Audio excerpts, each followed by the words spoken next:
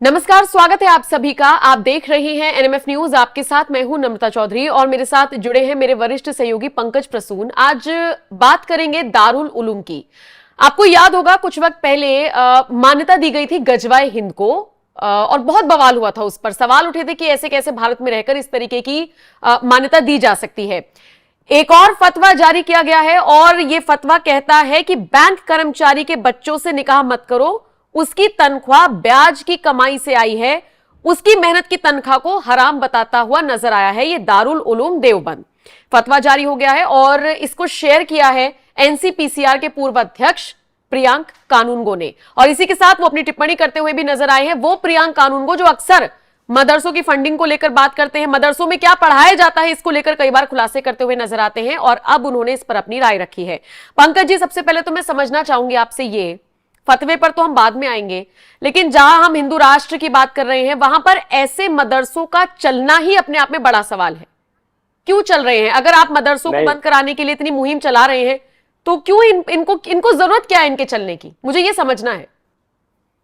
नहीं, सबसे पहली बात कि इस्लाम के हिसाब से भारत का कोई मुसलमान जो है वो मुसलमान है ही नहीं, क्योंकि इस्लाम ये कहता है कि बैंक में खाते नहीं रखो क्योंकि वहां ब्याज मिलता है। ब्याज इस्लाम में हराम है, और जो हराम कबूलता है उसको क्या कहते हैं इस्लाम में, ये शब्द का मैं उपयोग नहीं करूं।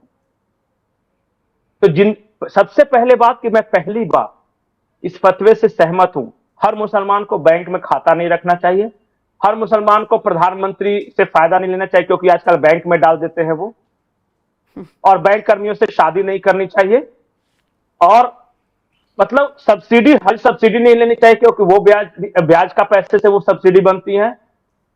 न टीवी देखनी चाहिए, न म्यूजिक सुनना चाहिए, और तो और कपड़े भी वेस्टर्न नहीं पहनने चाहिए। उनको सिर्फ लुंगी या गंजी में रहना चाहिए, या फिर पिताजी का कुर्ता और बेटे का पैजामा पहन के रहना चाहिए।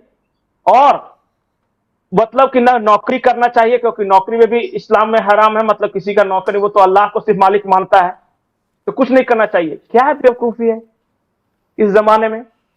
और सबसे बड़ी बात की आपने गजब, किसकी बात आप कर रहे हैं, उसका नाम क्या है पता है? देवबंदी।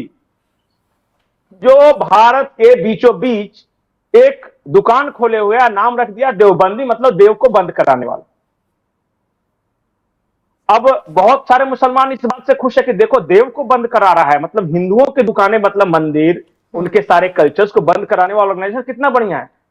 पर उसे पता नहीं वो देवबंदी है। देव और दानव, अल्लाह और शैतान। हमारे यहां देवता जो दे सकने में सक्षम हो वो देव है। देवता मतलब जो आपको कुछ कुछ देता हो वो देवता हो। वो वृक्ष देवता हो सकते हैं, सूर्य देवता, जहां से हम कुछ रिसीव कर रहे हैं। तो आप जो भी कहीं से प्राप्त करें उसको वो बंद कराने के चक्कर में है। अब ये समझिए उसका नाम कैसे अलाउ कर रहे हैं इस देश में। देवबंदी नाम ही पहले तो बैन होना चाहिए, उसके बाद उसका दुकान तो बात की बात। और उसका मकसद क्या है? मकसद बता दिया आपने। उसने जो वेबसाइट पे लगाया था, बाद में हंगामा होने के बाद हटा दिया, 2047 तक गजवाए हिंद। वो कभी कोई बात छुपाता नहीं। सबसे बड़ी बात तो यह है कि बिल्कुल ईमानदार आदमी है वो सब। वो खुल के बोलते हैं कि 2047 तक हम गजवाए हिंद भी करेंगे। और देखिए ईमानदारी की इंतहा कि वो कह दिया कि अब तो बैंक कर्मियों से शादी भी नहीं करो। अब यह अलग बात है कोई मुसलमान की बात नहीं मानता तो बेचारे क्या करें। वो दाढ़ी बढ़ा के दुकान की गद्दी पे बैठे हुए, कोई खरीदार ही नहीं आ रहा। मैं बार बार एक बात बोलता हूं यहां के मुसलमानों को कि इन बेवकूफों के चक्कर में रहोगे बर्बाद हो जाओगे, ये कुछ नहीं देंगे। ये खुद के बच्चों को स्विट्जरलैंड में पढ़ा रहे हैं, अमेरिका में पढ़ा रहे हैं, खुद बीएमडब्ल्यू मर्सिडीज में घूम रहे हैं। तुम्हें क्या मिल रहा है? पंचर साटने की दुकान, फलों के ठेले, कबाड़ी का काम। किन चक्रों में फंसे हुए हो? जन्नत यही है अगर आप बना सको तो। आपके जो भी ख्वाब हैं इसी दुनिया में पूरे हो सकते हैं अगर आप सही लाइन पे जाओगे तो। जो भी, अच्छा, पैगंबर मोहम्मद साहब के वंशज हैं कतर में, देखिए वो कैसी लाइफस्टाइल जीते हैं। जो असली मुसलमान है सऊदी में, वो देखिए कैसे लाइफस्टाइल जीते हैं। आपको क्या दिया है? मैं बार बार बोलता हूं कि दो इस्लाम है, अल्लाह का इस्लाम और मुल्ला का इस्लाम। अल्लाह का इस्लाम को फॉलो करो आप। ये मुल्लों के चक्कर में रहोगे 15%, ये बैठ के, ये जमीन दलाल बने हुए प्रॉपर्टी ब्रोकर हैं ये। फलाने की जमीन नजर आ गई, प्राइम लोकेशन पे है, जाके नोटिस लगा दो, रे वक्फ बोर्ड है, इनकी हो गई। टैक्स वसूल रहे हैं, किराए वसूल रहे हैं, समझ में नहीं आ रहा।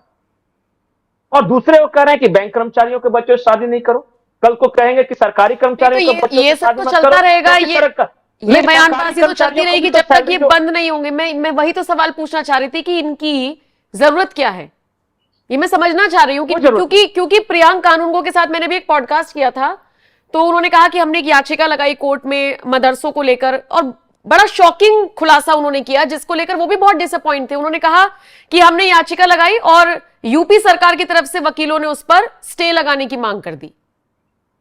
नहीं, क्या है पता है कि ये क्या नैरेटिव सेट करते हैं, हम दीनी तालीम और दुनियावी तालीम देते हैं। दुनियावी मतलब जो physics, chemistry, maths, geography, biology हम पढ़ते हैं, जिससे यहां पे जिंदगी अच्छी होती है। और दीनी तालीम वो बोलते हैं हम कुरान पढ़ाते हैं। अरे कुरान पढ़ाने के लिए इतने सारे मदरसों की जरूरत है क्या?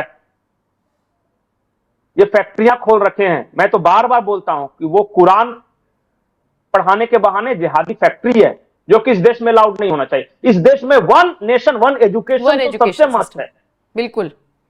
अरे एक बच्चा एस्ट्रोनॉमी पढ़ रहा है, कोडिंग पढ़ रहा है, रोबोटिक्स पढ़ रहा है, एक बच्चा पढ़ रहा है कि दुनिया में इस्लाम के अलावा कोई नहीं है, या फिर पढ़ रहा है धरती चपटी है, साकीन है। साकिन स्टैटिक भी है वो और चपटी भी है। जाके वही चपटी धरती से कूद के मर क्यों नहीं जाता? ये गोल गोल घूम क्यों रहा है इसी धरती पे? कोई तो एंड पॉइंट होगा जहां ये सब जाके गिर जाए कहीं।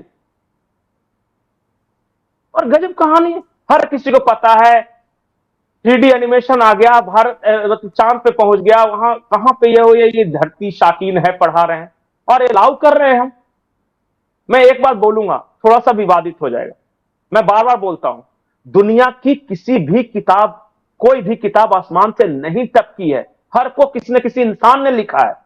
और कुरान पैगंबर मोहम्मद की मौत के 20 साल बाद लिखा गया। ये उस्मान भाई साहब एक थे वहां पे, उनके जमाने में ये लिखा गया है। क्या पता कि पैगंबर मोहम्मद साहब ने क्या कहा था, उस्मान ने क्या लिखा, क्योंकि उस्मान तो एक मिलिट्री वॉरियर था। अब इस तरह के बेसिक सवाल जब उठाइएगा तो वो कहेंगे कि सर तन से जुदा कर देंगे, मार डालेंगे।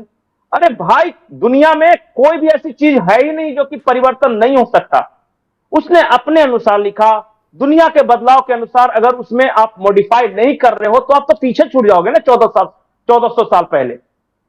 और क्या पता कि किस इंसान ने क्या उसमें बदलाव कर दिए हो सकता है पैगंबर मोहम्मद साहब ने क्या लिखा हो। तो ये मानने के लिए, और ये बताए, ये सवाल हम नहीं, ये सवाल अरब से उठ रहे हैं, ये सवाल कतर से उठ रहे हैं, ये सवाल मुस्लिम देशों से, एक मुस्लिम फ्रंट है जो कि 22 देशों में चल रहा है। जिन जिन लोगों ने इस्लाम पढ़ा है वो कह रहे हैं कि ये 26 ऐसे वहां आयतें हैं, सूरा है जो कि जहरीली है। वो तो दूसरे को कभी मानता ही नहीं। अच्छा एक बात बताइए कि अल्लाह को अगर दूसरे पसंद नहीं होते, गैर इस्लामी पसंद नहीं होते, तो उन्हें बनाता क्यों? सबको तो अल्लाह ने बनाया है ना। बिल्कुल। अब जब उन्हीं का क्रिएशन है तो आपको किसने अधिकार दिया कि उन्हें मार डालो, खत्म कर दो? अगर खत्म करना होता तो अल्लाह बनाता ही नहीं किसी दूसरे को। ठीक है, छोटी सी बात तो नहीं समझ पाते। ठीक है। तो पंकज जी, शुक्रिया मेरे साथ जुड़ने के लिए। आप बताइए, आप इस खबर को लेकर क्या राय रखते हैं? कमेंट सेक्शन में अपनी राय हमें जरूर दीजिएगा। नमस्कार।